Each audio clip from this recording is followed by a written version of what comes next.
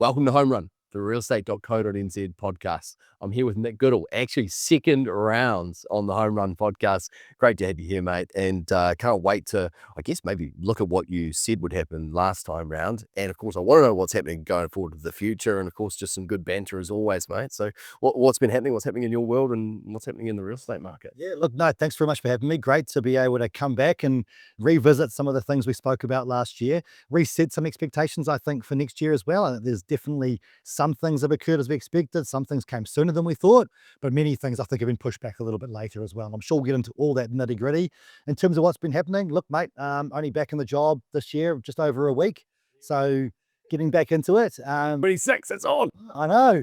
But you had a good break. And so, yeah, coming in rip roaring, really ready to go and get out there and see people and hear people's expectations as well. And yeah, and look at the data, of course. Yeah. Well, that's interesting too. How often do you think the data marries up to the anecdotal talking to people? Is it generally similar, or do you think sometimes we're getting this thing, but actually the data it contradicts it, or vice versa? And I think quite a lot. I think, especially that's why we see such value, Calvin and I, our chief economist, going out there and talking to people, because we do get those stories and we're like, oh, now we can kind of look for that in the data. And or we might not really see it come through. And then we can go, oh yeah, we can put that down to that was just a personal experience from that person where they might have cornered a market. I remember this great example where I was in the Wadded Upper talking to a mortgage advisor there. And we'd seen the data showing that it wasn't a very strong market at that time. This advisor said he had the strongest ever month ever. And he'd been in the market or in the industry for 20 years. And I thought, we're not doubting his experience. He's telling the absolute truth. But the truth is he's probably doing every single mortgage in that area. And so that was when you had to try and divorce those two things and go, yep, absolute true story. He's doing a great job. But the truth is not everyone over there is, because the sales transactions just weren't occurring. So I think, It's an anomaly. He was creating his own market. What a great message for anyone running their own business, of course, real estate agents and mortgage brokers, anyone else who's listening to the podcast. Great to have you with us, and create your own market if you can. That's interesting. In a weird way, I think I love our chat so much because I deal so much with the anecdotal, because I'm chatting, having lots of conversations like you do too. Largely, in my auction business, I call heaps of auctions. So I do get to see the market as well.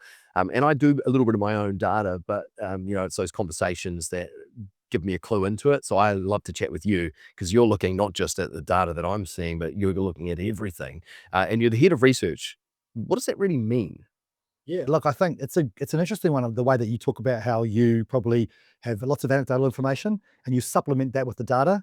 I'd say we're slightly the other way around. And in the research team, we're working for a property data company called Cotality these days, moved on from the CoreLogic name.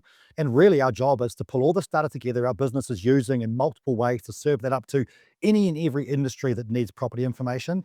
We're an end user of our own data. So we take all that data, all that information, and then we're trying to package that up to understand what's happening in the property market now, in the past, and most importantly, in the future. But to do that, we also need those conversations. So we are data first, but we need to be out there talking to people, whether it's property investors, those real estate agents, whether it's auctioneers, whether it's those bankers or mortgage advisors. It's anyone that is touching data, having anything to do with the property sale. They are really important for us. And so we thrive on getting to those conferences, going to training sessions, whether it's NZ Rec, which I know is happening later this year. I was inaugural. Shout out, if you haven't got your ticket yet, get it quick. I think there's just a few early birds left. You're going to need to be fast. And that inaugural one was just incredible, the cross-section, like it wasn't just real estate agents. And so those are really important, the breaks that you have, the chance to interact and hear what everyone else is feeling, whether it's someone that fits out a house, for selling, or it's, I don't know, someone that washes windows, whatever it might be. Like these guys have all got an understanding and a feel for what's going on in the property market. And so we take all of that and then try and serve that up to any consumer, anyone in the market that would be interested in that information. And that is a broad range of people, especially in New Zealand. Hey, it's interesting. I know we were chatting briefly before we came on camera about AI, and I'm not talking about AI in a buzzword sense of it. Like, I think I was sharing with you how I literally, to my mind, I didn't quite waste the 2 hours trying to grapple with AI to help me with the data, because I learned quite a lot about, I guess, some of the limitations and maybe how to write a better prompt. But, are you using AI in your work and research and trying to make sense of data? And what have you learned about doing that well? Or do you do it? Or is it going to replace you? Yeah, well, hopefully not. Because a lot of people think it is, right? Yeah. Yeah, no, I think, the old adage is, and it might have even been at NZ Rec, inaugural one, where someone said, you're not going to be replaced by AI, you're replaced by someone that uses AI. And I think it's been a lasting quote that I've used, and I've heard it a lot more since then. And I think I've really embraced that, particularly in the last 6 months of last year. And at Cotality, we're really lucky to have corporate versions of both Google Gemini and Microsoft Copilot. And Copilot's also integrated fully with our system, so it can see all our emails and our SharePoint. Copilot basically Chat GPT. No, I think it is quite different. So it's Microsoft's versions, and I don't think ChatGPT have got anything to do with Microsoft. I don't think there's any ownership thing there. I was a big investor in OpenAI, but I really don't know. Might well be, yeah. Look, I get a little bit lost in all that ownership.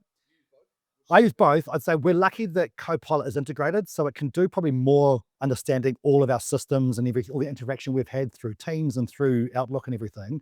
But generally, if it's a normal prompt trying to get insight on the world and on what else is going on, I tend to use Gemini. I've also been using Gemini Gems. So this is where you're creating an agent, an AI agent that you do repetitive tasks. And the one thing I'm trying to work with Gemini and the gem is, if I give it some information and I tell it that's the only source of truth, you cannot use anything else except for Cotality information, then this is the source of truth. And then anyone, and it's only internal at this stage, can go and ask that. It's called Ask NZ Research. And anyone internally can go and ask it. And it's only data and information that we've published externally anyway in the research team, with the idea that if you would come and ask me that question, just ask the AI tool first. Hopefully you get the answer I would give you. You know, whether it's where interest rates going or To make sure that it's not going off the radar. and that's the thing. And that's what I was going to say. My experience in the last 6 months has absolutely been this thing is not allowed to go on its own because I can't trust it just yet. And it's still like my prompt is still, and I keep using itself to fix the prompt. It's still, I'm still saying to it, why are you Googling? Why are you going external? Why are you getting other sources of information? I've told you it's explicit. And it's so absolute. It literally says you can't, and it still does it. And I reference it and say it again, and it says, sorry, I won't do it again. And I'm like, how can I have faith you won't do it again? So look, it is really good, and it has done some great things, and we are using it a lot, and we're testing it heaps. I always agree with that frustration with the data side of things too. Like you said, simple data, only tell it this is what it is. Improve your prompting, because I think that's what everyone's answer is, right? Get your prompt right, you'll get the right outcome and answers to it. There is a really strong importance to get that done right too. But even then, I think it does still struggle to data with even identifying some trends in data when it's pretty simple. So look, massively useful. I've spent a lot of time in it. I think there's only, more and more use it's going to have, creating efficiencies. All these things are definitely exciting. But at the moment, the hand holding is still there.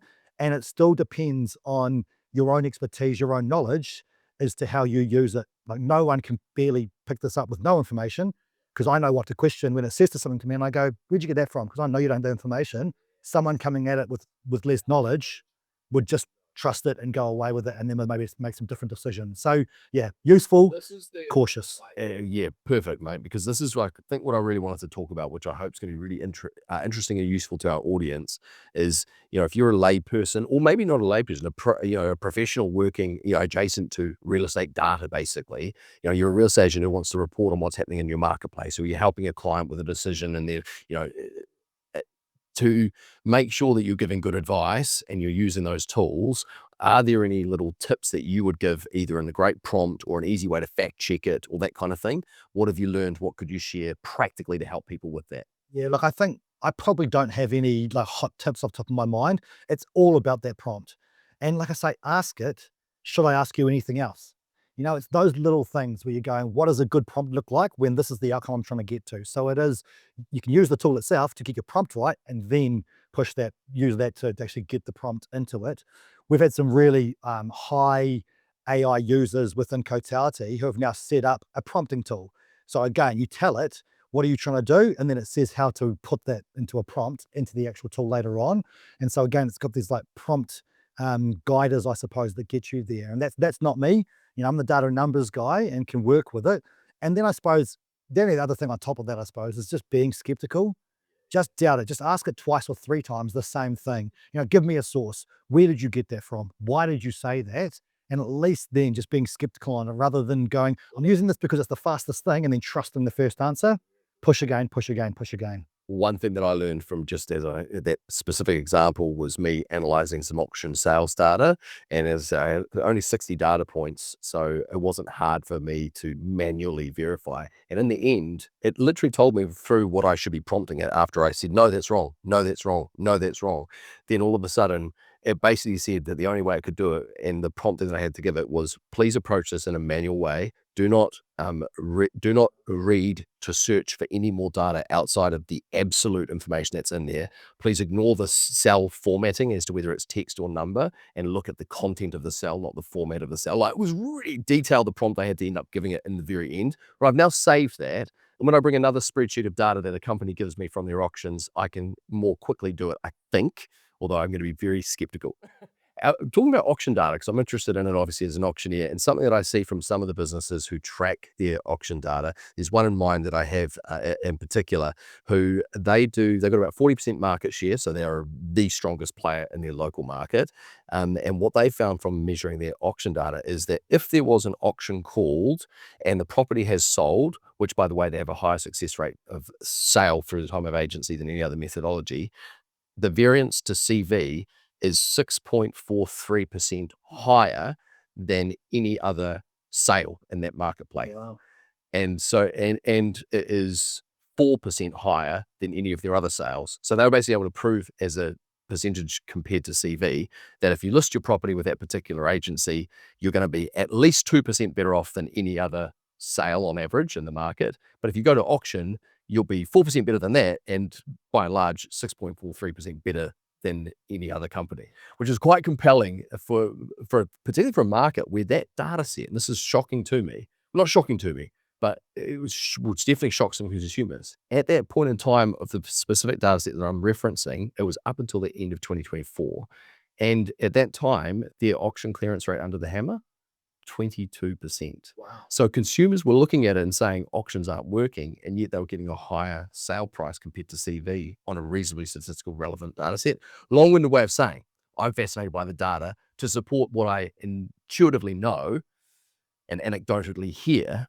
Have you guys done any research into method of sale efficacy, not just on days on market or success rate, but also in sale price optimization? Yeah, look, I remember we have done this in the past. The latest time would have been a long time ago, and I'm going to be honest, I can't reference those numbers off the top of my head. From what I remember, it's along the similar lines to what you're talking about, where you can prove that, yeah, according to expectation or according to a CV, which is hopefully consistent across property types and locations or whatever, that you do get a better achievement from auction themselves. The one question I have, of course, is, can we look at that over over a long period of time, where you can maybe see in better markets it does better, and maybe the people's questions when the auction clearance rate was lower, that typically probably means there's less demand. Those auction rooms may not be as packed, and there isn't quite that fervent feeling out there where there's lots of people fighting against it, right? Because as we all know, to get the best sale price, you need at least two people fighting against each other, right? Now, whether it's in an auction room or it's two people that are bidding against each other, or it's through some sort of submission process, all you need is two buyers that are keen, and you can get some sort of go between them, whether it's auctions or otherwise. And so I suppose the question's going to be, that might be in good times or over a period of time, which is going to get rid of some of the ups and downs of a market. Do we see the success rate or the higher sale price rate change when the market's a bit slower and there's fewer people out there that are going to cause that demand? That was the interesting thing, because like in that particular market, as you know, up to the end of 2024, that was actually a tough market, evidenced by very low clearance rates. And that's why it wasn't so much a surprise to me that we were getting a higher sale price, but it was just really interesting to see that in black and white. And that's why that agency continued to list a lot of auctions, even when I think some of their competitors in the market were probably telling consumers auctions aren't working in this market. They work great in a hot market, but in this market, why would you auction? Because you're likely to have no bidders. And that was actually being evidenced in that same business, but they were still getting good result out of it. There's lots of reasons for that as to why, and I don't want this to be an auction conversation, although I love auctions, obviously. But there's lots more we need to talk about. But anyway, the data is always interesting, and yeah. So We'll put it on the list of projects for us to look at. 100%. Yeah, man, please, and you've got to talk with us at Apollo, because we've got our data. We're happy to share it with you, and we'd love to see more data put into something so we can tell a true story. Yeah. All right, let's look. Should we revisit quickly? Yeah, let's do it. Yeah. So predictions made, I think like 5% predicted increase in property prices, which I don't think we saw happen. But also you predicted, and I felt this was likely to happen, and thank God it did. It lift in activity. Any other predictions that you made, or things that you're thinking, what were the reasons for those predictions? Yeah, I think we start first with the transactions. We've got an actual prediction model which predicts how many residential transactions we expect to occur each quarter. And the key inputs here are things like GDP, how's the economy going to look? What are interest rates doing, of course? And there's a few others that feed into this. Income growth, I know is another one. And for that, we expected that from 2024, I think we had just over 80,000 transactions, 84,000 it might have been. We expected to get to about 92,000 last year. It looks like we'll end the year with about 91,000 transactions, so only slightly below it. Mate, I reckon you can call that. Nailed it. Especially when I think the forecast we're using of, say, the economic growth and the GDP number didn't turn out to be as strong as it could have or should have been. But interest rates fell further than expected. So I think that's where these things come in, right? That expectations of economy wasn't quite as strong as it should have been. Expectations of interest rates. Another expectation that we were talking about at the time was that we were pretty close to where we thought the official cash rate might fall to. I think we expected 2 more falls, and we ended up getting another 75 basis points off where we thought we would end when we talked in April or May or whatever it was last year. Now, again, most of those expectations changed because the economy was struggling so much. And I think that leads us to where we got to with value growth, which, as you said, us and many others expect around about 5% value growth throughout last year. We started the year pretty strong. I think we'd come in, and with the first couple of months of the year, we saw growth, decent growth in the first couple of months. That petered away pretty quickly to the point where at the end of the year, values actually fell 1%. So from 5% growth, Yeah, 1%. that's right. So that definitely wasn't as strong as we expected. And as I said, many others either. And to me, it was really about the fact that the economy struggled for so long. The labor market battled, the economy didn't grow. We've seen some growth at the end of the year, so maybe it started to improve, but it took a lot longer to get going. Partly that's the flow through of interest rates declining, not really eventuating into more economic activity. Of course, we know loosely monetary policy is supposed to give us more money in our pockets. We fix on a lower rate. We don't pay as much in our mortgages. We're supposed to have more money in our pockets, and we go and spend that. But our confidence wasn't there. Our confidence in the labor market. We weren't sure if we were going to keep our jobs. And so with that, people just held on. They were saving more. They were having to spend that money on the necessities as well, more into their food bills, more into insurance, more into their rates. And so that money was going into the economy, but not into those disposable areas. And that just held the economy back. And then you'll put on top of that, the government didn't spend what we expected either. They were so fiscally tight, they weren't out there spending. And that just slowed that economy down throughout New Zealand, particularly in big centres. And I think that was the strong flow through that meant, confidence wasn't there. Turnover wasn't quite as we expected. And especially when a property sold, those buyers had so much power because there was high listings. And so they weren't having to pay those prices of the vendors, and they were just really eking every bit of value they could. And that's where values effectively, let's call it sideways. 1% falls effectively sideways. And it has been now for 3 years. Yeah, I think the most interesting thing of all of that to me is that and maybe it happens every cycle, as I think back to, I've been in real estate since 2005, and I can remember that also last time around, the recovery. By George, it was coming. It was coming. It was coming for a long time. And so my instincts this time around was that, because I've talked with sellers, and I can remember these conversations. I'm the auctioneer. I'm helping to broker a transaction. I act in the client's best interest, and I follow their instructions. I can give them advice. They ask me about what I think I'm going to happen. I tell them quite truthfully. And I've got some people saying to me that think, oh, maybe we should just wait. I think, the market's going to be better. And I'm like, I think the market will get better too. But I would be very cautious about delaying your life and waiting for it, because sure, it might be in 3 months' time, but what if it's in 3 years' time? And I felt more confident about a prediction of 3 years that the market would be in 3 months. Like some people would say, we'll just wait because it's about to happen at the end of last year, end of 2024. People were like, oh, we'll just wait till next year. It's going to get better, and it didn't. But I wonder if, I feel a general sentiment though, and maybe I'd love to hear what you think, but my general feeling is that people are kind of just going, hey, now it is what it is. It's just a sideways market. Let's get on and make decisions. And we've got more normal volumes as a result of it. And is the data showing that? What's your take? What do you think? Where are we at right now? Yeah, I think we've got to some level of normality. When you talk about transactions, typically it's around 95,000 transactions per year. So 91 odds, pretty close to that. We do expect that to continue to grow this year off the back of economic growth.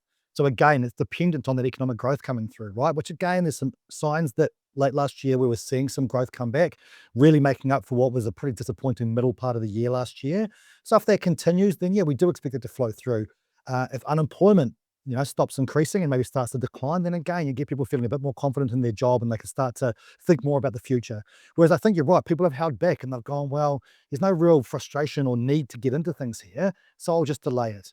And I suppose that a part of that, right, is it depends what you're buying for. And we talked a lot about the motivations of buying, what a first home buyer is buying for. If most of your thing is, I don't want to buy into a declining market because I don't want to see the value of my property fall away, I still say we're really confident that we're not going to see a decline in prices. I mean, obviously could be wrong, but it does feel to me like there's very little downside risk at the moment. I think that's true too, and that's what we've seen. We've seen that there's been sideways. Of course, there's some markets that have declined. And if you look from the peak of the market, end of 2021, When are we going to stop referencing that? well, I suppose once we catch up to, But once you catch up to it, exactly. Till the next one. and so I think that is hard. That's a reference point that we can't really avoid. And nationwide, we're 18% down. So it's still a long way. So we've come back down. We've seen a little bit of growth, but it's effectively sideways for 3 years. Some markets are down further. Wellington's still 25% down, Auckland 23%, but there's still some markets that are above that. Invercargill is at a new peak. Like, that's a huge difference. That's a huge difference, right? And that is economic, right? We've seen strong growth in some of these rural areas. We are being dragged out of this recession by our rural communities off the back of our farming. And so, it's these areas. New Plymouth's only about 6% down. Queenstown and Markle on its own is about 4% down. So these ones are much closer. Christchurch, pretty strong, only 4% down on that peak.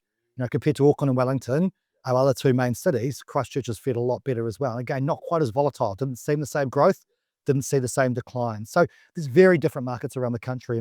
And I think we touched on it last time. We almost can't talk about these nationwide figures, right? Because we're not one housing market. You don't buy a house in New Zealand. You buy a house in a city, in a town, in a suburb, and what's relevant is what's happening in those areas. I don't know Wellington as well, but I imagine it's a bit like Auckland. I'm not sure, but certainly you don't buy a house in Auckland. No. You buy a house in Ponsonby, in Takanini, in Milford. No, exactly. Very different markets as well. Different. Maybe just because I know there's lots of our listeners in Auckland and in Wellington and in Christchurch, those bigger centres, just purely because there's more of you. Is there any analysis that's worthwhile to talk about what's happening in those places? Are there, like, for example, I can speak more confidently about Auckland, but could you talk about the others too, please? But where you get like slightly different markets within the market, they're easier to address. Like, for example, the apartment market in Auckland, so dramatically different than, looking at something that's in Greenhithe, what are we seeing within the Auckland market first and then some of those others? Yeah, absolutely. I think we'll probably touch on a few different ways because I probably split it in 3 different ways, right? We can go to the more granular locations. And now Auckland is obviously a super city once they amalgamated all their old city councils, but we still analyse the data in the old city councils, like Takere, Manukau, Central, North Shore as the main 4. But then you can also split it by value. So you're looking at, sub 800 and then maybe 8 to 1.3 and then 1.3 plus or whatever it might be. And then, as you said, you can also look at it by property type. And one of our we might have talked about it last time actually. Colleagues in Christchurch, I work with some clients there and they talked about the new housing market versus the existing market. Yeah. So, And I think Christchurch and Wellington are similar, right? There's different parts of Wellington. When we talk about Wellington, we are talking about broader Wellington, not Wellington City. So it's Wellington City, Lower Hutt, Upper Hutt, and Porirua. Again, you can amalgamate them as one super city. They're not technically, but you do look at them as one area because most people would perhaps that's fairly transitional, right? You can live in any of those areas and work in Wellington City, and it's pretty comfortable with decent transport. And Christchurch now is kind of becoming similar, where you can draw in, those other TAs, territorial authorities, councils that are just a bit south or just a bit north. If you're living in Rolleston, people would still call it Christchurch, or people from outside probably will, but it's actually not part of Christchurch anyway. So you kind of drag these in. So I think all of these cities have got that thing in common.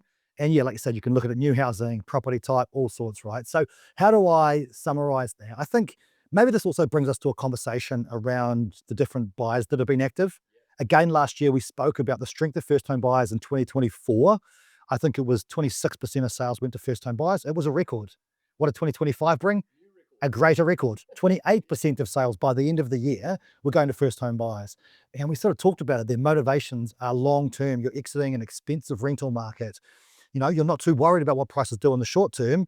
You're just worried about, can I get into this market? Can I afford the mortgage? And hopefully, will I be in a better position in 10 years' time, even if there's not much value growth? And if you're paying equity, if you're paying, your mortgage down, decreasing the principal, your equity is increasing as long as your house price isn't falling. And again, we talked about as long as house prices don't fall, which no one expects to happen, even in smaller markets, no one expects that to happen, then you can have relative confidence that you shouldn't be in a worse position in the future. Now, that's hard for some people to recognize when they hear anecdotes of someone that bought at the peak of the market and their property value is 25% down. And maybe they've got less equity than their actual, how much they've got and what it's worth. Yeah, it will be. It will be. But the important thing I think, and this is the message, if you're watching this even in 5 years' time, 10 years' time, I don't know how you found it, but thanks for watching. I think the thing that I would take from that is that, when the market's going up and it seems like, that's where you get the slight bubble mentality and desperation, because the house that you saw that you could buy is now $50,000 more, and you're worried it will be $50,000 more next time. There's way more risk, and my wife hates me for this, but whenever the market's really good, and because my income's dependent on what's happening in the real estate market, I start getting negative. And she's like, David, you're always negative. I'm like, no, I'm not. It's just when everyone else is positive, I just know there's the other side to this. And it's an important thing to remember, because when everyone else is being negative, or even just like, oh, the market's flat, I would also think like, well, this is an amazing time, because it will get better. Whether it gets as dramatically better as it has in the past, like you said, 10 years time. So I'd love to know, let's keep talking about the granular stuff that you were mentioning, but I am also interested in not just predictions for 2026, but give me the 10-year prediction. All right. So anyway, back into the data. Yeah, no, I think that's a good one. And I definitely think we'll get to that as well. I think so. Those first time buyers have done well. And it's interesting you talk about, what the market is doing, whether it's a positive or a negative, right? And I think particularly economists will say, well, actually, it's better that house prices stay flat or only grow at the rate of income growth. That is actually what's best for the country. Exactly. Now, of course, depends who you talk to, right? For an agent, for banks, whatever they want to see, value growth, they want to see mortgages grow. Or at least a smart one. You just want to see high volume turnover. Well, yeah, true. But I suppose if a price is higher too, they're going to benefit, right? The commission's higher. So I think there's certain people who want growth in that market. Now, that's not to say all those people in those industries are selfish and are only thinking about what they want, but it's understandable that when we talk about house prices, generally the tone is increasing house prices are good. But the truth is declining prices are great for potential first-time buyers. Totally. And we should never forget that. You're looking at it as to whether increasing or decreasing prices are good or bad. So let's get that really clear. But I think typically we do talk about growing house prices are generally good. It's an asset. We generally want to see it grow. It is generally better. But I think quite a philosophical thing, but it's a really good thing to remember. And particularly if you're a real estate agent, remember this also. Like, talking about it's so great, house prices are going up. Hang on a second. If you're a person who's hearing your message is someone who can't afford to buy a house right now, and now they're just going further out of reach, so I think you're right. We've got to be quite careful. Just let's not attach too much meaning to this, and let's just talk about what's happening. And then depending on your situation, of course, you'll know whether that impacts you positively or negatively. Exactly. And I think that's a core part of what we try and do at Cotality, that we are independent. We don't care what house prices do or transactions even do. We've just got the information and happy for someone to use that to make them a better decision, right? And it's been a really interesting time, and I don't want to go down the political lines too much, but really interesting to hear Minister Bishop regularly talk about how he doesn't want to see house prices grow at all. And that has typically in the past been, a political nightmare, and people don't want to talk about that, even though it might be the truth. The problem is maybe some of the voters for that party disagree with that, and so they don't like to hear that, And so that's been a really interesting thing to hear. But I'd have to say it's a really cool and bold and strong thing to say, and he's regularly mentioned it. So that's good to hear. And I think he also talks about how you make that happen, which is heaps more supply. And one thing we do Have to talk about that. was construction or anything on that line. So we will talk about that too. Let's go back quickly though to those parts of the market. And I think the one thing I want to talk about is first home buyers, very active in the past, even more active at the end of last year. We do expect them to continue on. They're still exiting an expensive rental market. Absolutely. Really? Yep. Oh, I think they're the regular market driver actually. Yeah. They're always going to be there, right? The motivations don't change from a first home buyer. As people grow older, they want to own their own home. There's a sense of ownership. Of course, you can do something to it. It's your place you can hold and touch. And, it's providing you more than just an investment. It is also a roof over your head. So it's got double expectation or double benefit to you there. One thing we have also seen though last year is we have seen this regular growth back in investors coming back to the market.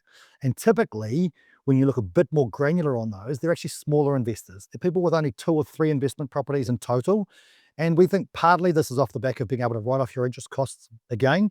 which we know was a change that came through last year. Of course, it's helped by falling interest rates, so their mortgage payments are lower, yield starts to improve. They're certainly not flying back into the market. They're not coming in with huge capital growth expectations. And so if we think about what we talked about last year as well, we talked about, the future of this market probably needs to rely more on investors investing for yield, more so than capital growth. I think it looks like that's so far been the case because that capital growth expectation isn't there. Yet we've seen investors still find pockets of the market where they're finding value. And no doubt they'll be looking long term and hoping there's some growth there, but they're not buying, speculating on that having to be there for the investment to make sense. I think it's probably good if you look at It's a healthy society. market. It's a healthy market. Yeah, yeah. Yeah. So I think that's true too. And then I think when we then translate that into what types of properties and what part of the market, look, these two buyer types, first home buyers and investors are typically in that middle to lower end of the market. They'll absolutely be looking at those townhouses. And we know there are lots of them that have been built in the last few years across Auckland in particular. And even though there's so many of them, and we've sort of heard in the past that maybe there's an oversupply of those property types, we're not going to see as much growth in that area. It's sort of showing that, they still seem to be selling, maybe not the rate they were in the past, maybe not quite at the prices you would have wanted or you could have got a few years ago, but they're still selling and people are still finding value in them. And that's because those buyer types, first home buyers and investors, are still buying those property types too. So I think that's what we're seeing in terms of the market still holding on and doing okay. It's that probably mid to upper range that isn't doing so well, where those movers, those people upgrading their home because they increase the size of their family or they want to move into a different school zone or they've had a lifestyle change, we haven't seen that market move as much. And that's the one that's probably stalled more than anywhere else, is that upper to middle. The upper does whatever it wants. People with lots of money always have lots of money, it seems. So they keep going, but it's the one step below that to that middle sort of New Zealand, I'd say, that we've seen not really track as much as the other parts of the market. And whilst we've kind of talked, you've maybe used Auckland as a moniker. To be fair, what you've said actually applies right across the country, just applicable to what this housing stock is in those individual markets. So the dollar value, where that kicks in, might be different. $1 million stratum of that market. That's right, is very different to based off the type of purchaser. Yeah. And the economy there, the incomes in those areas. And I think that's one thing that's interesting right now, right? We talked a lot about people moving to Australia. You've got a greater economic market there. You generally get a higher wage for the similar type of job in New Zealand. That's also true. Here's some more negative news out of Australia, which is fantastic. As it used to be. Oh, sorry, I shouldn't say that. You definitely need to. It's nice that New Zealand is exactly. And the grass isn't always quite as green as you hear. But I think that same thing is true, right? If you're a teacher or a police person or any of those sort of service industries, a mechanic or a builder, yes, you can earn more money in Australia than you can in New Zealand. That kind of rings true also, not necessarily earn more, but if you earn similar rate for a teacher in Auckland, you can earn the same amount of money that you can in a smaller city and your costs are probably lower. In terms of buying a house, your mortgage is lower, your transport costs are going to be lower. And I think that's why one of the other reasons that we're seeing greater performance, greater growth, if you want to call it performance, in those smaller regions across the country. Like I said, Invercargill, New Plymouth, those areas that haven't seen the same declines that, say, the Aucklands and Wellingtons have, is probably because those economies are doing a bit better, because when high costs affect us, we go, how can I reduce my costs? Move to a smaller town. And I think that's also been part of the story that we've seen the last few years, where you're trying to look at all your costs and all your incomes and going, how do I make this work for me? Hey, maybe I can move in those smaller cities, do the same job. Working from home is still real, even if it's not quite as strong as it was a few years ago. Can I do that transport to Auckland, still frequently, but not quite as frequent as the past? That's also seeing those smaller cities. So I think in general, it's like, not just the lower to middle part of Auckland, but also the lower to middle parts of the country in terms of property value are also doing better than the more expensive markets, Queenstown accepted, of course. Here's a question for you about those markets relative to each other.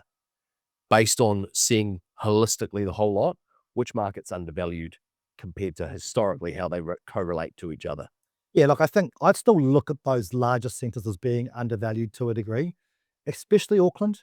We talk about Auckland as being our true only international city, the only one that people really know internationally. Queenstown's probably the second now, but it's a very unique market, right? Median value 1.7 mil, very restricted in terms of where you can build, the jobs you can get there, with the foreign buyer ban obviously being kind of tweaked and changed now, a little bit kind of being changed now. Maybe it opens Queenstown back up again. But I think with the size of it, it doesn't compare to Auckland. Property market's very different and, as I say, unique, and you kind of got to separate it on its own. But from a normal market, if we call everywhere else that Auckland is the true only international city, When the economy starts to grow globally once again, when migration starts to come back, we know that at least 50% of all migrants move to Auckland. That's the place that I think has the ability to grow. We'll probably get into a conversation, we've sort of touched on construction already, about where we're building, what we're building, how much can we build, where can that build happen, how does infrastructure change that? Obviously CRL, getting closer and closer to completion, that's going to change the scope of where people want to live in Auckland as well. So I think true large investment projects of infrastructure too, those are going to happen in our big cities. And so I think that's where I always go back to. There's probably still some value in those markets, but they're going to get really granular as to where that is. And locals that live there and know those plan changes and do those things, they're going to be the ones that can find those pockets of value. Let's talk construction, and we can talk New Zealand. I think that's really relevant. I'd love to know those sort of numbers. But also, talking with an architect this morning, and he said to me, "Oh, you've got to ask Nick what's his opinion on the effect of Plan Change 120." And I know we spoke very briefly about it, but in a nutshell, for anyone, Aucklanders know about it, but I know there'll be similar plans being changed in other councils because it's the council's way of pushing back on the medium density residential standards that the government basically said to you, you have to free up all this ability to build houses or build density. And of course, the council goes, no, you're with our city, we want to have control over that. And in Auckland, we already did that with the unitary plan, but they're addressing it by, at least in Auckland, with Plan Change 120. I'd love to hear what the other sister versions are in other centres. But effectively, what my architect friend said to me is, he said, well, mate, I can tell you right now what the effect is for us. Any of our developers that we're talking to have got a site that's affected by the plan change, which in Auckland is just about all of them. They go, we have to press pause because it changes dramatically the yield of what we do, depending on what we do. And we don't know what we can do for a year and a half. And so at least in the short term, his thinking is that it's going to pull the handbrake on extra development. But what's your predictions on that? And at large, what's happened and your predictions for construction of new consents going forward? Yeah, look, I think it's great insight, right? Because what it tells us about is the unfortunate impact of uncertainty, and what we all want is clarity, transparency, and then we can get this long-term plan to actually improve the supply of properties in New Zealand. In this case, in Auckland, of course. And as you said, we've seen some great things come off the back of the Auckland Unitary Plan, and that went through a lot of iterations before it was finally accepted in 2018, I think it was. And we did see a strong growth in all different property types across different parts of the city. So I think that's a real success story. Yes, there are further tweaks coming, and yes, the government wanted to also have some influence over that. We're not going to get into the politics between central government and local government. There always will be, right? Because I think they do have different ideas as to how to get things done. And again, I always side with kind of what's the intention. The intention is that both are saying we want to improve the ability to build more properties to house more people. Yeah, and to make it cost down. Exactly. So I think I always sit back and go, what's the intent? It is there. The nitpicky parts about how you do that, everyone's got an opinion, right? And there's going to be a little bit of NIMBYism. I think we can acknowledge that does exist. People are going to say, yeah, I don't mind you developing the city, just not here in my city, in my town, in my suburb. And sometimes there's some validity to it. Sometimes there's not. Sometimes it is literally, purely preference. I don't want big houses next to me. I think we have to recognize at some point, if you live close to town, there's going to be increase in density because that's the most efficient way for people to live in a city, is that closest to town, you have to live more dense because that's how you serve a city really well. If you want a bigger property and a bigger piece of land, you have to move further from town. Now that's a dream scenario. It's never going to occur either, but they've all got different ways I think they want to do this.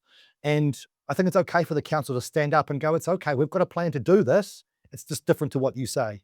I think part of it's been that, many of the smaller councils don't have the knowledge, ability, information, data to truly know what a good city plan looks like. And they actually need that help from the big government. But the big government can probably step back a little bit in the major cities. Wellington did go through their own changes last year.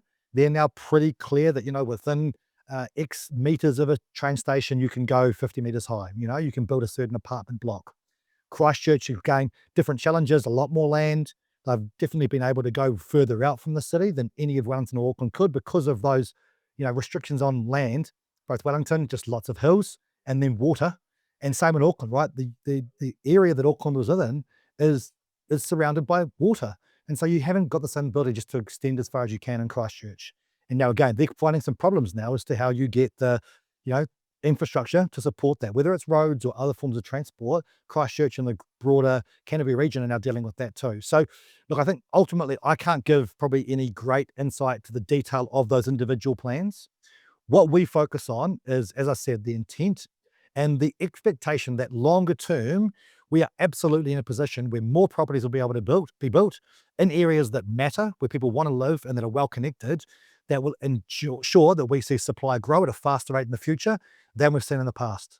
So supply is almost certainly going to be able to take place, but based on the cost of construction and the cost of what a developer can sell a property for right now, the margin that they expect, what's your prediction in terms of the new supply that actually enters the market compared to your predictions on population growth with migration, etc.? How does that, I mean, you can hear where I'm coming at, right? Where are we at right now and what's your prediction?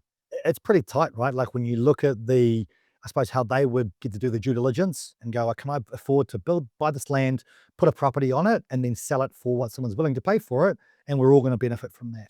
It's pretty tight right now, right? And there's some measures out there that talk about the price to build new compared to the price to build, to buy an existing property. And if it becomes more affordable to just buy that existing property because the value of those properties have held back further or declined more, then you won't see the incentive to go and build new. What's really interesting, I think, now is that we expected that the construction industry would continue to struggle for a bit longer. We thought that until we saw a genuine turnaround in the broader economy, the construction industry would continue to decline, or at the very least, or the very best, continue to be flat until the economy had probably get going for 6 months. What's really interesting now is that consents, so the intention to build, not all of them get built, but the total number of consents has actually started to increase already. They plateaued for a little bit and they came down from a pretty high, right? They were down from 51,000 consents at the peak of market. We were consenting to build 51,000 properties per year, or at the total. It declined, but then it really plateaued at about 33.5 to 34,000 properties to be built. Now, for extra context, that's well higher than where we got to after the global financial crisis in 2011, which was as little as 11,000 consents. So you go, yes, that's a massive holding out of the industry where it's hard to get a builder. It was so hard to build anything back then because it just got holed out because the financing got slammed, right? And so no one could get money, no one wanted money, the construction firms were affected. So we've now got to a trough of the market of 33,500, 3 times what we were back then. So it's a pretty high low. Now we've started to see that turn around again to the point where the latest data at the end of November showed that consents for the year to the end of November is now 36,000. So it started to increase again. So maybe that confidence has come back. And there might be some other reasons there, right? There are some exemptions that even if it might be more beneficial to buy an existing property, you can actually get a new property with a lower deposit.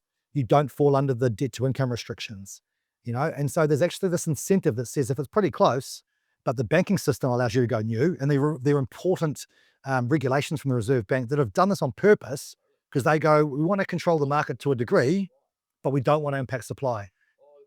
They want to ensure that the market doesn't go crazy. And that's why they put restrictions on. They want to ensure that it's financially stable, but not at the behest of increasing supply, because they know that long term, from an economic standpoint, we need to increase supply to make up for this population growth we've had in the past, and this population growth we know we're going to get in the future. And if we touch on population growth as well, again, we've come down from peaks of 140,000 net new migrants coming into New Zealand at peak after we opened the borders, down to a low of 10,000 net. Positive. So we never went negative. We did lose a lot of Kiwi that went overseas to Australia, did their OE, still net positive. Still more people moving here than leaving. But well below long-term averages of 30 to 40,000. And we've seen it start to turn again. Now, it's a very small tick up, and these numbers from Stats New Zealand do get revised every month. So there's a chance it gets revised down and it's still quite flat. But the fact that it might have looked like, again, it's at a trough at that 10 to 11,000 mark for net migration maybe shows once again, people are seeing New Zealand as a destination. New Zealanders that have previously moved overseas and maybe still looking at it are going, yeah, like you say, it's not quite as green as it was. Maybe I still value being home. The numbers aren't quite stacking up anymore. I'll make New Zealand work. There's positive signs here for economic growth, job growth. And so they're actually going, we can make this work now. And so they're staying home as well. So, we are getting to a point, and I know last time we said, is it a good time to buy? And we kind of joked that it often is. And if it's not going to decline, then maybe it is. but it does feel like, again, when you're looking, trying to read those tea leaves and go, what are the positive things that are turning around? It does look like we've got the makings of the reasons that things will increase are starting to come true, and that we'll see some growth occur, maybe not just in the really short term, but in that medium term, we'll start to see that market really start to lift. Well, let's hit it. Have we talked about all of the major building blocks of your decision tree to make predictions? Have we missed it? Maybe not all of them. I think we've probably touched on them in different ways in terms of what happened last year and why things didn't occur the way they did. What else do you look at when you're trying to say, here's what's going to happen in terms of our predictions, largely, I guess, about volume and price and interest rates? Yeah, I mean, interest rates is probably the one that we've touched on, but given the impact it has, we haven't talked about it to any great degree, right? And I think we talked about, when we spoke last year, it was about April, I think, and the expectation that we thought, yeah, there'd be a little bit further to fall for the OCR, and that would flow through to falling interest rates. But then we got this sort of second hit of the decline to the point where now the official cash rate's 2.25%. Reserve Bank meets February 18, so just over a month away, or about a month away now. We expect them to hold, and most expectation now is that we hold the official cash rate where it is. The Reserve Bank's own forecast is that the official cash rate holds flat not until 2027, at which point we'll see a couple of increases and then maybe get to 3% in 2028. So it's a pretty slow trajectory up. Are they predicting having to increase it because they see inflation rising again? Yeah, I think it's more inflation doesn't continue to budge closer to their 2%. So right now it's sitting at 3%. I think it will be in a year's time. In a year's time, I think the hope and expectation is that it continues to fall away. But we've got this word again, this uncertainty, right?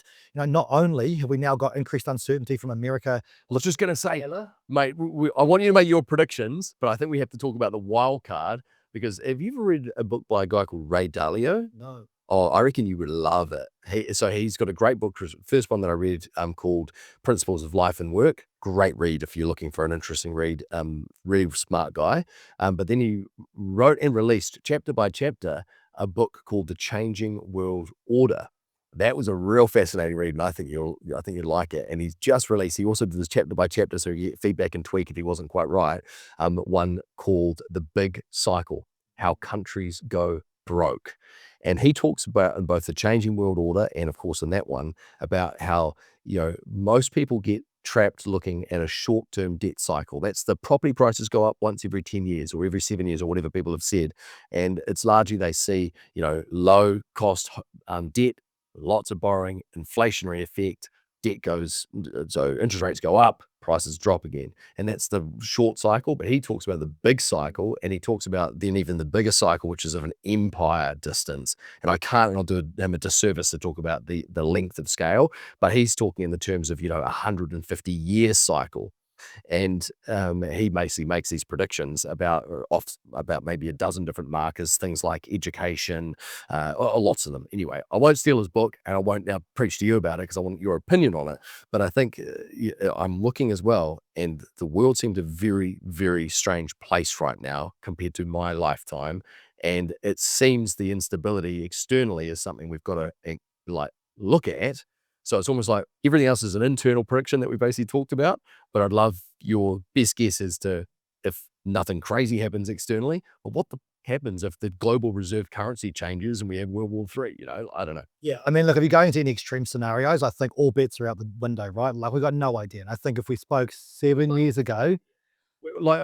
So first off, I don't know. You tell me. Should we talk about what has happened in the past, like what happened in those scenarios first, or do we talk about your predictions for the year? I feel like we almost got to that. So give us the interest rate predictions, and then give us that, and then we talk the crazy. Okay, well, let's stick to that. And I think from an interest rate perspective, it is expected that interest rates will stay lower for longer. And the new governor, Anna Bremen, has gone at length to say, the markets are jumping the gun when they're starting to rate up interest rates more recently. So I think she's pretty clear that she wants to ensure that expectation is the interest rates stay low.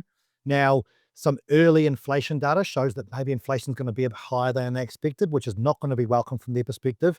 It's going to start to make people speculate that if inflation starts to grow again, and the influence could absolutely be on this global uncertainty. What's the cost of oil? When this uncertainty about where supply going to go, that's going to have an influence.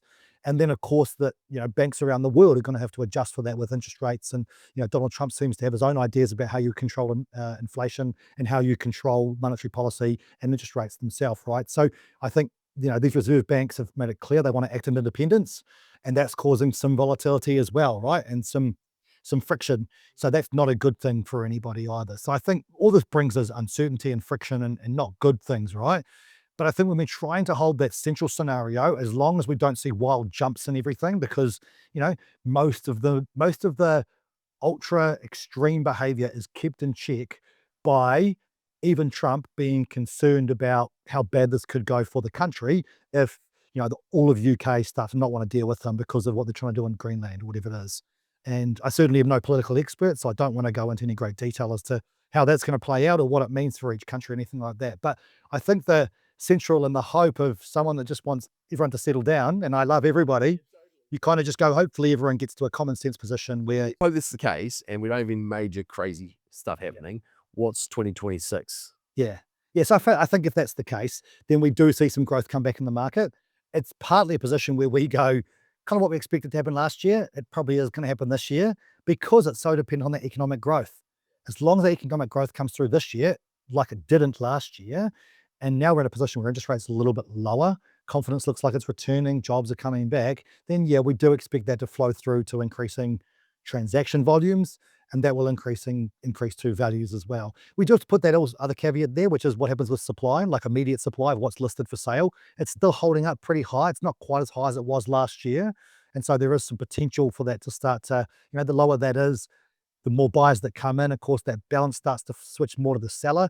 They've got a bit more power. They can demand a higher price. The buyer kind of has to go for it. And then do the animal spirits of the market take over, where they feel competition, they feel desperation from the guy next door, and so they pay a bit more. And so again, you get those two buyers fighting for a property. You see the price increase off the back. I feel like we've got some elasticity in the market because there's been reasonably high available levels of stock. I don't know if we've talked those exact numbers, so maybe you could in a second, but I feel like there's a reasonably good amount of choice for buyers at the moment. And I feel like there is some pent up supply there with people who are sort of waiting for the market to get better.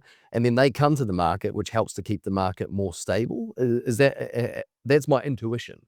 Does the data, does your predictions mirror that, or am I missing something? And if you look at new properties being listed for market, not new properties, but properties being listed every week on the market. Things to market, not age of construction.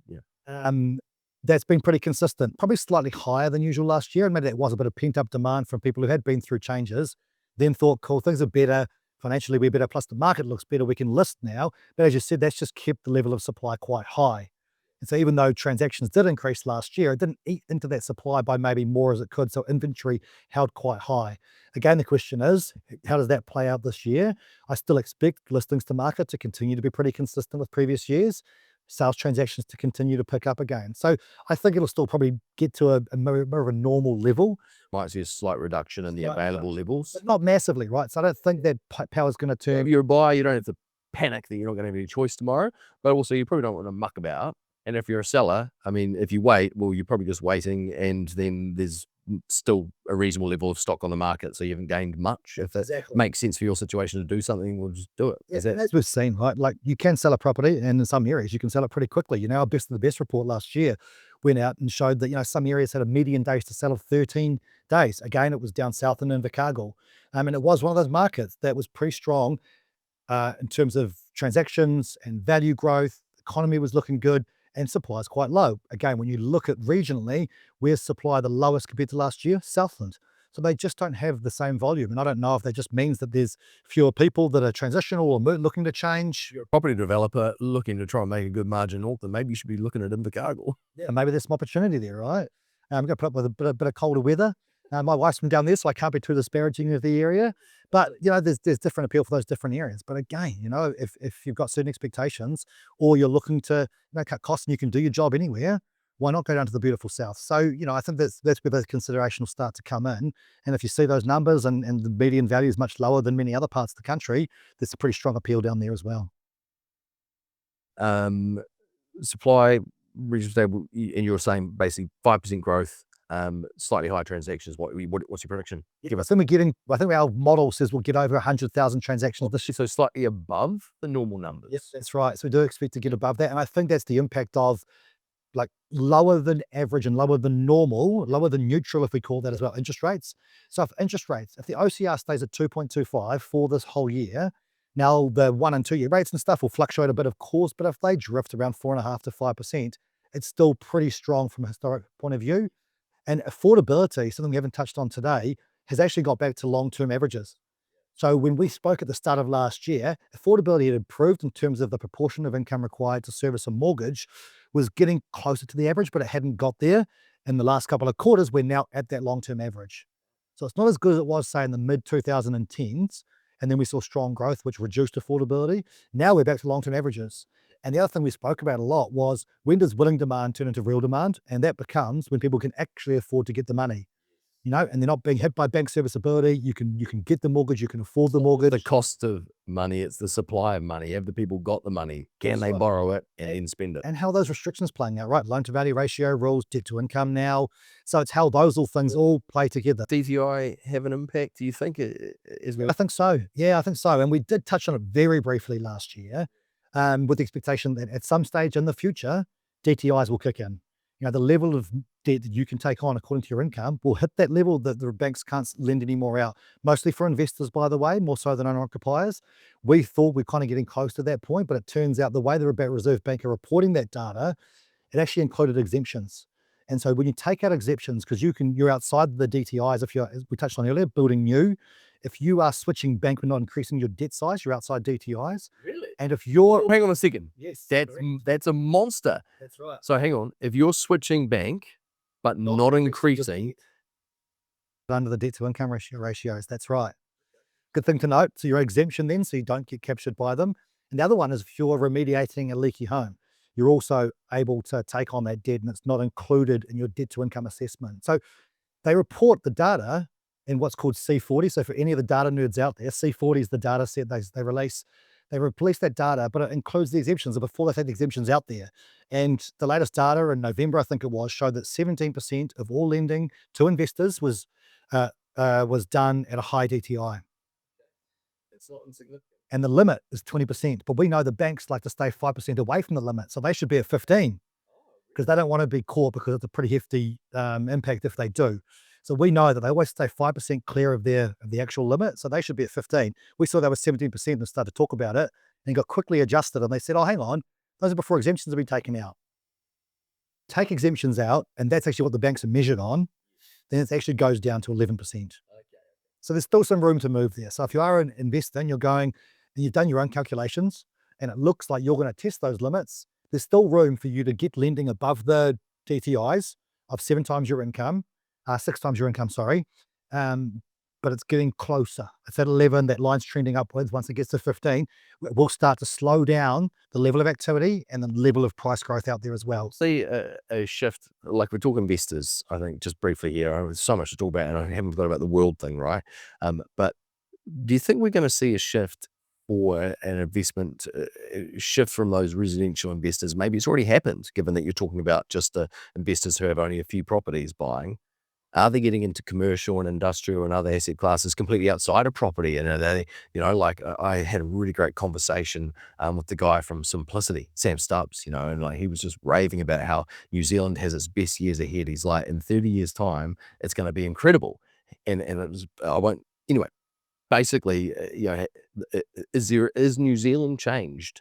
Like, has it already happened, or is it happening that, property is no longer the darling? Or are we forever and a day going to be talking around the barbecue about, property prices, or, oh my God, did you see what they sold for?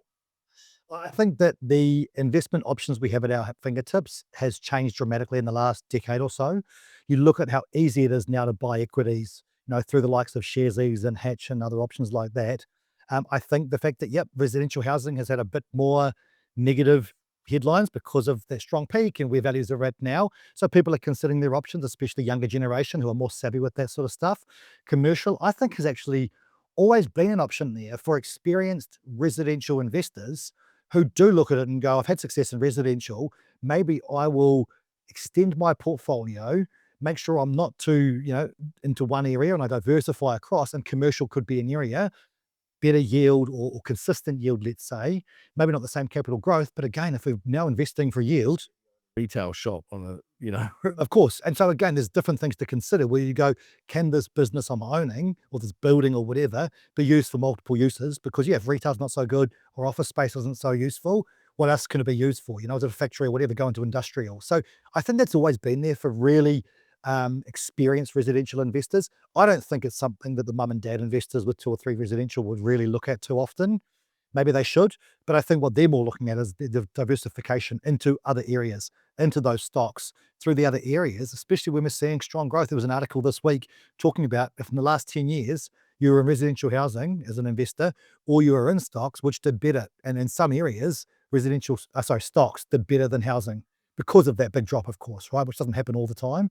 So you need to put that context on it. The leverageability with property and the tax efficiency are things that won't get looked past. So I imagine it's not going to change dramatically. But the other thing is that, like we said, I think in the last episode, we're used to property prices doubling every 10 years. So let me ask you, given us a bit of a short range forecast, let's go longer range forecast. Where are we in 10 years, Nick? Yeah, so I think, the big thing we spoke about last time was our expectation on long-term growth has changed quite a lot, has reduced quite a lot.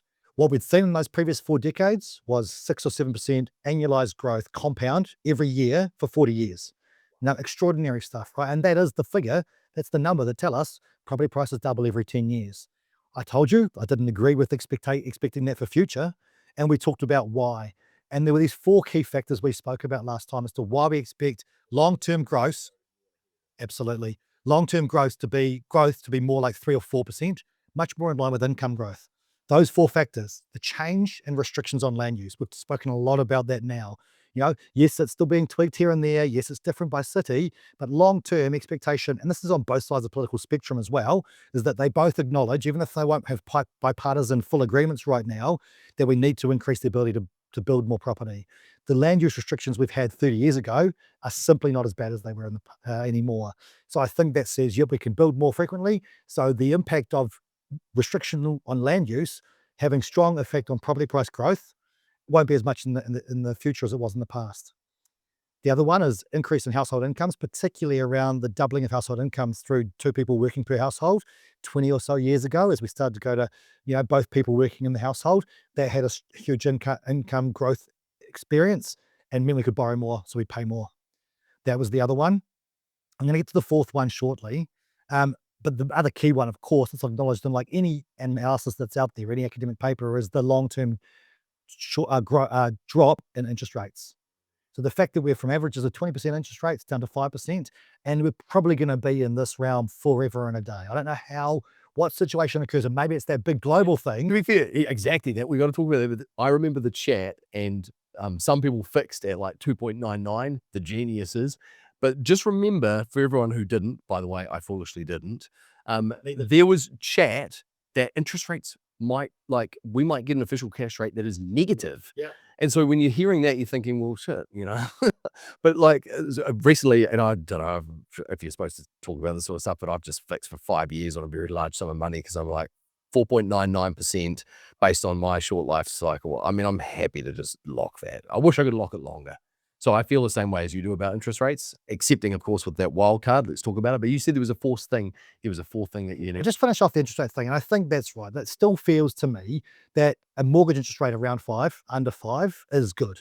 Now, yes, there might be something in the future which takes us to a negative OCR, and that's going to have an influence downwards on interest rates. But I think the key point is the scale of fall from 20 to 5, that scale can't happen again. And I don't know what a situation is that leads us back to 20 so we can do it again. But I suspect if we do, it's going to be so damaging that the impact of the 20 back to 5 won't be as impactful as it was in the past. So that's the key other thing that for interest rates. The 4th one, which we talked about, and we actually said it was quite speculative at the time, which was we will probably in our lifetime see a change in how our tax system works at some stage in the future. Now, we didn't expect 5, 10, maybe 20 years. And the big change since that date has been Labor now proposing their capital gains tax, which has met relative public support. Now, I'm not saying they're going to win the election, and even if they did, that they would get a capital gains tax in.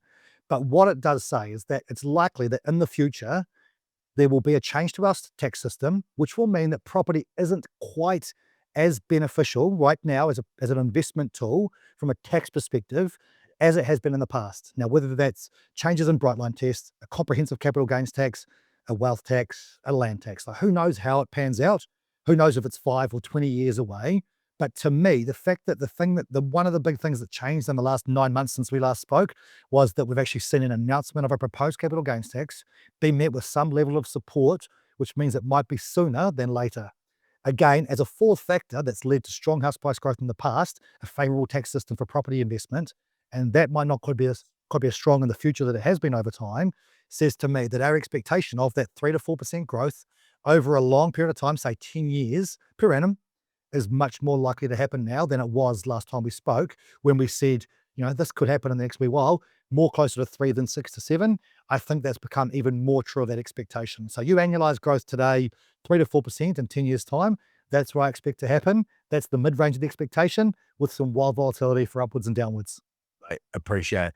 Look, I tell you what, it's a dense episode. We've talked about heaps of stuff. I'll bring the wild card out and then we got to close. So what happens in this environment where we do see, I mean, there already is conflict. Sure, there are parts, Ukraine and Russia, where it has been a hot war, but like we're on the verge, it feels like, I'm shocked when you have Trump literally saying, we're going to take Greenland, whether you like it or not. And you've got Europe saying, hang on a second, that's not okay. But like, are they going to try and stop? So let's just say things get a little more crazy. Let's hope they don't. But if the world order has changed, and it certainly feels like it is changing, what impact does that have on our economy and therefore on, I know we're talking house prices and things, they seem sort of less important, but let's talk interest rates, economy. What does happen, or do you not really know? Yeah, I think it's really hard to know. I think there's probably a couple of things. New Zealand could be seen as that safe haven, as a place to live and maybe a place to even park your money. But I think the greater impact is going to be, what is the value of the American dollar? It is essentially the world economy depends on the American dollar. Where does it go if it's not the American dollar? And exactly, I don't know. And I don't even know how does this pan out where their dollar could be tanked? Or where does it go where actually their dollar is worth so much? And then what impact does that have? And look, that it is such a geopolitical, economic, and analyst thing to do. Maybe it's time to call on our friend Gemini and go, tell me about what this does to the American dollar and then the influence that has here. Like, I think that's how big that question is. But I think as the central dollar of the world, that to me is the big question. What does a war mean, or an escalation of this conflict mean for the US dollar? If it's a devalues it, because then everyone dumps all their bonds and go, cool, let's just devalue your dollar, so nothing's worth anything over there, that's going to have a greater impact around the world as well. So it's not going to be done without any concern, but maybe it's more impact in America than elsewhere. Or does it mean they are such a strong power, as you say, so their dollar value goes up, and then suddenly it means that everywhere else is devalued? And then so you're more likely to put money into America and you're less likely to put it elsewhere. Like, I don't know. Do you think we're reasonably insulated and we can just coast along here even if the rest of the world goes? Not if it goes that bad. Not if it goes that bad. Like, Let's pray. our dollar is still determined. Do you know anyone who can have a real good speculation on this? And jump into the comments. Let us know. We're looking for the most interesting and intelligent, wise, fascinating people that you can think of that we can bring onto the podcast. And we're so lucky to have had one of them here with us today. Nick Goodall, Head of Research at Cotality. This is the Homerun Real Estate.co podcast. Thanks for joining us. Brilliant. Thanks for hearing me again.